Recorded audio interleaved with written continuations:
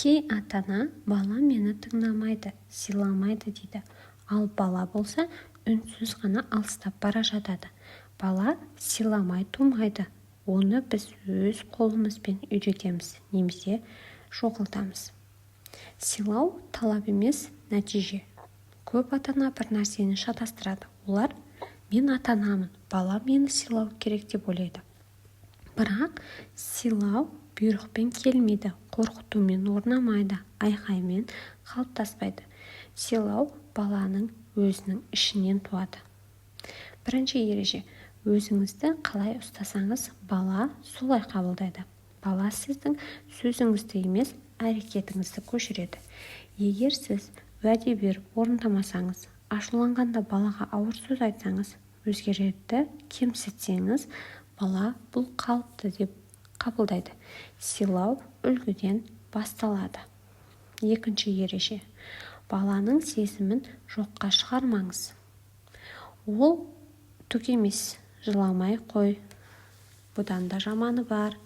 Осындай сөздер балаға менің сезімім маңызды емес деген сигнал береді. Ал өзін еленбеген, бала сезінген бала ішінен жабылады, қарсы шығады, немесе суып кетеді.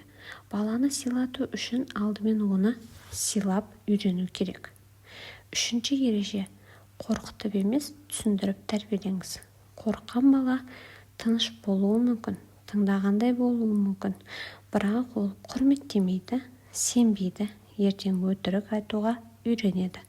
Сыйлау қорқыныштан емес, қауіпсіздіктен туады. Төртінші ереже: баланың көзінше өзіңізді ешқашан төмендетпеңіз. Кей ата-ана өзін баланың алдында кінәлайды. Менің қолымнан ештеңе келмейді дейді. Өзіне сенімсіз сөйлейді. Бала не істейді? Сізді сол деңгейде қабылдайды. Өзіңізді сыйламаған адамды бала да сыйламайды. Бесінші ереже: шекара қойыңыз.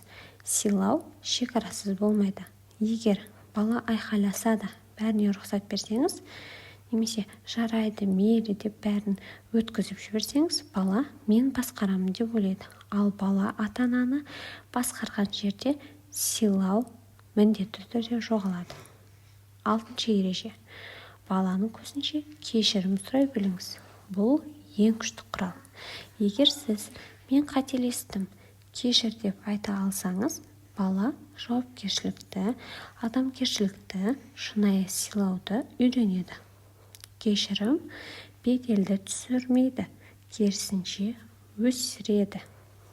Жетінші ереже: балаңызға уақыт беріңіз. Сыйлау сыйлықпен өлшенбейді, ақшаға сатып алынбайтын нәрсе. Ол бірге отырған сәтте, тыңдалған әңгімеде, бөлінген уақытта қалыптасады.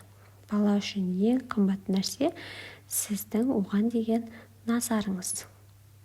Қорытындылай келе, бала ата-ананы сөзі үшін емес, мәртебесі үшін емес, қалай сезіндіргені үшін сыйлайды.